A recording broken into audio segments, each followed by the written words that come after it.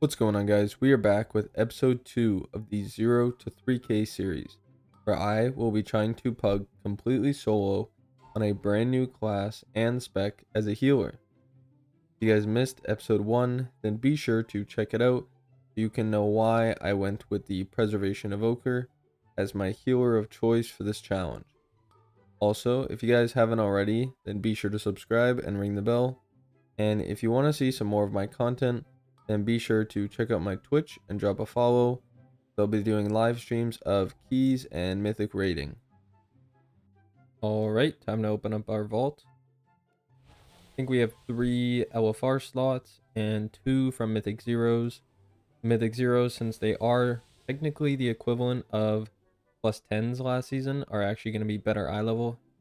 We are Pres loot spec. I think the main thing we want is some tier or a ring, maybe an offhand, since I'm probably gonna end up buying a Akash with my Bullion. Now we got a few options here. We're mainly looking for crit mastery. Do have a few options to think about. Probably won't take this necklace. It sucks it has avoidance, but we already have a necklace on the same eye level, and on this low of an eye level I don't really think stats matter too much. Stats on this cloak are good, but again, I'm just going to take eye level over that. I had to quickly check, but yeah, this necklace is actually very rare. But again, same upgrade track. Eventually, a champion or hero track is gonna be a better upgrade, even though this is a very rare item.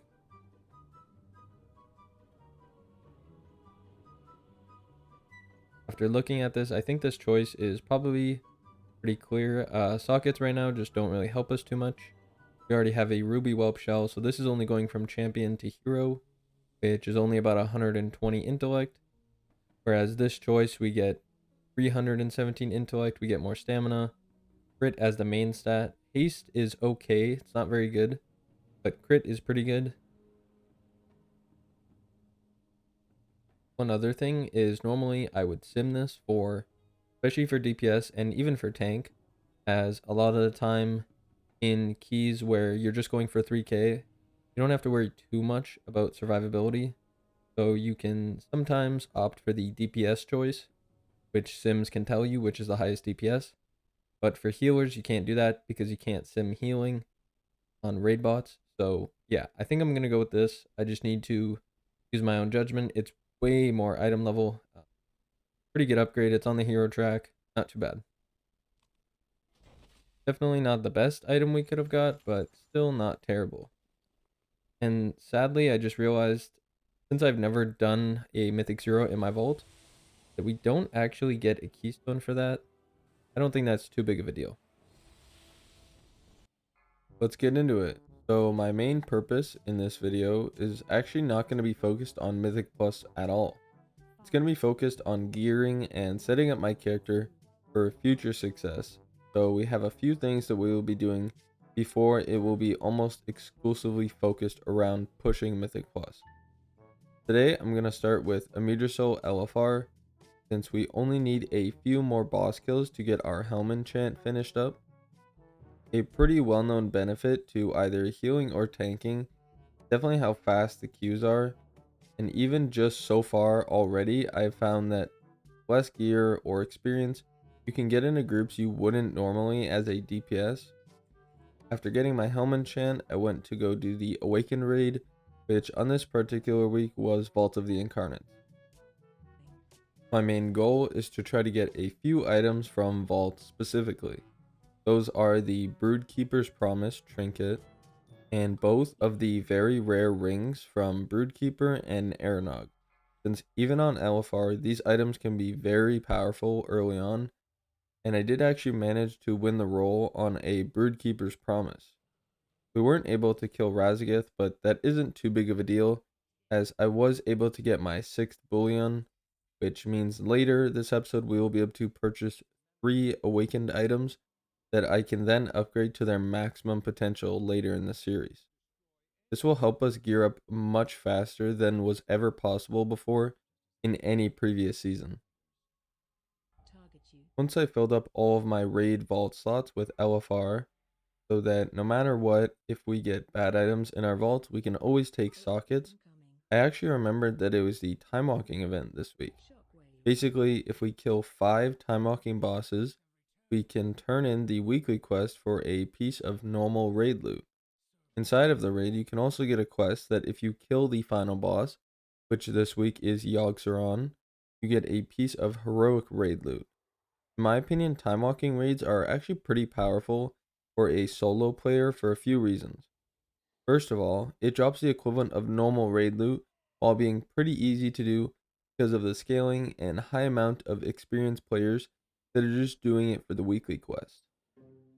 I noticed that about 25% of my group that whenever loot would drop, they didn't even need it, so I would ask and usually get a piece every boss or two traded to me.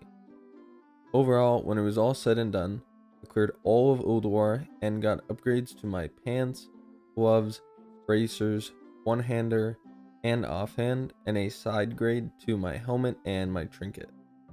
Our box rewards were a bit underwhelming since we got an Ashes from Amirdrasil on normal, but it has haste, which isn't ideal for preservation, and Hero Trek boots, which have the exact same stats as the ones I got from my vault this week. On the other hand, what won't be disappointing though is our bullions, since we will get to pick 3 of our BIS items that we will literally use for the rest of this series unless we get a version of them with a tertiary in our vault. If you are an evoker main, you might have already realized what I will be doing with my first bullion. I will warn everybody that is basically unheard of and pretty controversial. Basically every serious evoker right now has the legendary from Avarice, and you can use a bullion to allow it to upgrade up to its maximum potential. The only problem with that is that this character has only ever killed Sarkareth once on normal. This means that my chances of getting the legendary before this series is over, which normally takes me about 8 to 10 weeks at the most, is pretty low.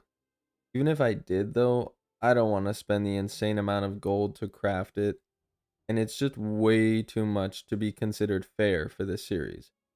With all that being said, I'm going to be buying the Broodkeeper staff since it has a really good on-use effect, and what I found is it is basically the most recommended weapon after the legendary. My second bullion is a much more safer pick that will give me good stats and lots of defensive value. The Seal of Filial Duty. When I deal fire damage, I have a chance to give myself a big shield absorb for 6 seconds. And as an evoker, this is actually pretty easy to proc, since your helm enchant and a few of your abilities can proc it. My third bullion will be used on a trinket that provides value almost no matter what, and is a great baseline to have since it gives good stats and buffs anyone else who also has it, and vice versa. The ominous chromatic essence, which I am likely going to set to either mastery or crit in the next video, but I haven't decided which one yet. I did consider a Broodkeeper's Promise and also the Airnog ring, but since I just got Broodkeeper's Promise from LFR, I think I can wait a little bit before getting it with one of my bullions. And the Airnog ring I think is very good for DPS, but I just wanted the defensive value of the Broodkeeper ring first, and then I'll get it later on in the series. Since our new gear is very strong and we're likely going to be using it until the very end of the series, I want to spend as many flight stones and crests to upgrade them as soon as possible. This means my staff and both my trinkets are going to be upgraded as much as I possibly can right now. We are now item level 491.5. To end off the video, since it is actually a Mythic Plus challenge after all, believe it or not, I did want to do at least one key to test out and have some fun with my new gear from Ulduar and Awakened gear. After doing Mythic Zeros last week with about 25 less item level, I wasn't really sure, so I just played it safe and went with a +2, since I had no score, so getting into anything higher wasn't very likely, but I definitely think looking back I totally could have handled a higher key, but oh well, it's not really too big of a deal. I joined a +2 Neltharis. I will admit that even now I have a very basic understanding of what my spells do, but I am still button mashing to some degree Charge. whenever I panic if somebody's health gets a little bit low. I'm also spending lots of time looking at my bars and my weak auras to remember keybinds, what is what, and Defensive. just what abilities I have off cooldown. All of this, along with actually using my kick, will all come with time, Targeted. so I'm not too worried about any of this, but it is an important part of the process to Charge. recognize. One small thing I do really like about Evoker is how useful it is for dispels, since you have 2 dispels and you can basically cover a very wide basis of effects. I did have a bit of a mishap here, as it was Fort Week, so some of the mobs hit our tank pretty hard, so I used both of my big cooldowns, Rewind and Emerald Communion.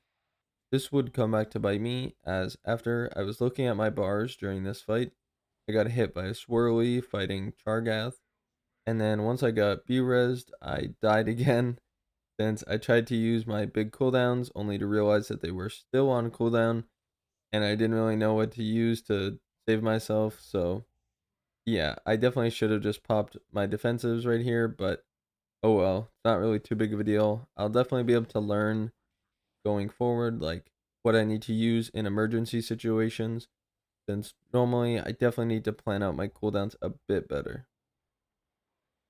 Our tank and paladin were the last two alive, but luckily they still killed the boss. The rest of the dungeon was pretty easy. I do really like the change where the early keys have only fortified, since it really lets you learn the mechanics and completely focus on your rotation and keeping people alive, since the actual mechanics that can kind of take your focus away, like afflicted or bolstering, aren't until a little bit higher of key. We managed to kill the last boss with lots of time to spare for a 3 chest, and sadly no loot. This is going to be where I'm going to end off today's episode. Thank you guys very much for watching. If there's any content you guys want to see other than pugging challenges, be sure to let me know in the comments and make sure to subscribe. I hope you enjoyed, and I will see you all next time.